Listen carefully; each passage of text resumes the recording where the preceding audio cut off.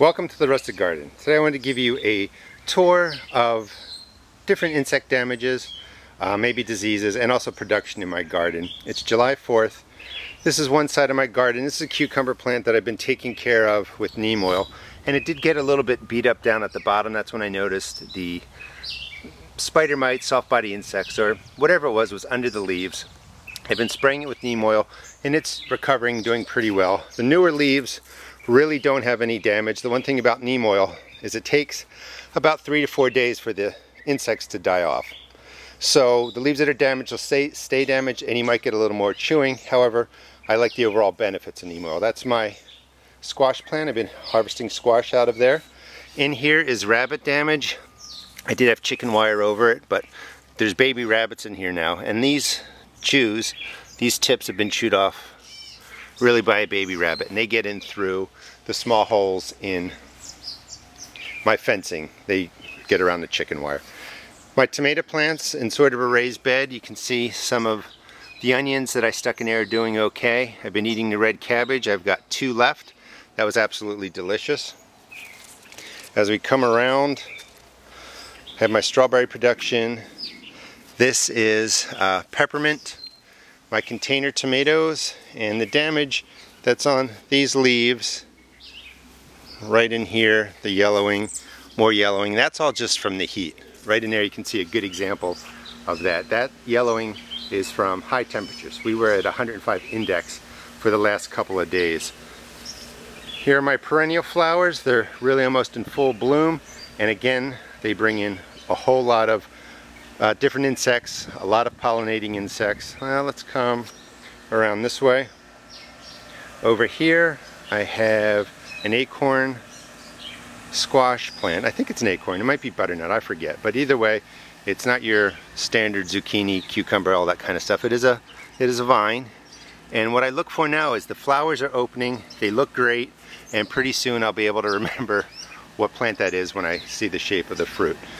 Here are my tomatoes that are tucked in there, and you can see it's getting pretty packed in there. So I tend to overdo that, even though I know you really want a lot of airflow. So I'm going to have to prune these plants up to just make sure the air gets through there, to keep diseases from really coming in, to keep the pests from getting in there where I can't see them.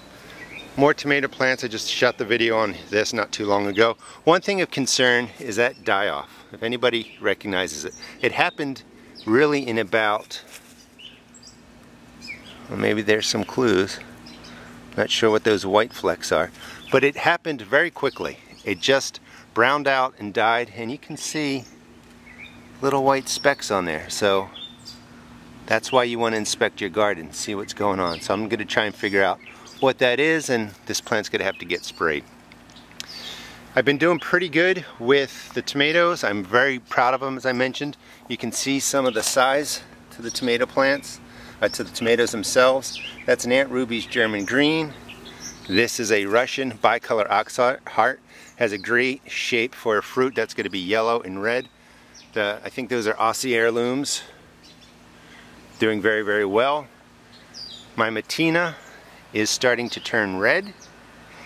So probably in the next 5 days I'm going to have lots of tomatoes coming in. And here's just a shot of all the tomatoes that are on the vines.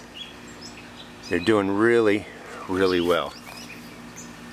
Again, I want to show you one more example. This is damage just from the heat.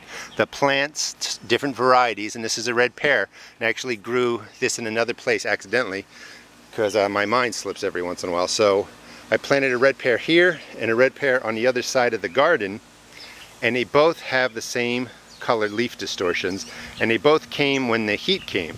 So that's how you really know the red pear might not be best for high heat areas. And that's what you get to do when you have a garden, is try out different varieties, take notes, and see what's going on. This is my bush tomato that had the leaf spot I did a video on. So after our days of rain, it looks like it's coming back in a few places, so this needs to be pruned out and sprayed again. I've been very vigilant with the baking soda sprays. Just want to say, if you do use a spray, make sure you test spray your plants. It's really, really important. This was a cucumber plant that had some disease issues early, and you can see lots of flowers. The female cucumbers are just starting to come in, and I think I saw one earlier somewhere. But the initial flowers were mostly male, so I wasn't getting any cucumbers. In here, more tomatoes. Won't bore you with those details. But here's a plant that's just not growing. The leaves look a little distorted to me, and what I noticed right in there is some leaf spot and some issues. So this plant might actually get pulled. I'm not sure what's going on.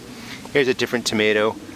That is the orange banana, and you can see the different shapes to the fruit. I've managed to grow 2 bush zucchini in here. There's a zucchini that's ready to come out, and again, probably overplanted. Swiss chard, cucumbers in there. So the humidity is really going to start taking a toll on these plants. This cucumber plant is a pickling cucumber type. There's a little cucumber. I did see one earlier, cucumber down there. This is a trellis I made just out of chicken wire, so that really makes a difference. And in here you can see more cucumbers that are really ready to get picked today. There's a large one back there. After you get a nice deep rain, really 24 hours later, your cucumber plants will really explode with growth, so you really have to catch them quickly or you're going to get an oversized cucumber, and you really don't want that. One thing about cucumbers, just as a tip, sometimes people will have a cucumber and it's bitter. If it's extra hot out, or there's not a lot of rain, or there's just some environmental stuff going on, the flavor of your cucumbers can change. So don't worry too much. You might get a bad pick once in a while, but your plant will correct itself. And finally, this is my delicious tomato that is doing pretty well. I'm thinking about pruning that down to grow try and grow a record-sized tomato for the rustic garden. And there are my onions. Oh, one thing, I'll skip that. It looks like the storm broke the tips of the plants I wanted to talk to you about. Anyway, this is the growth as of July 4th, so a lot of plants are coming in. I mean, a lot of plants are doing well, and a lot of vegetables are coming in. I'm really looking forward to harvesting some of the tomatoes. Please check out my blog at www.therusticgarden.blogspot.com, and also check out my YouTube videos. Thanks.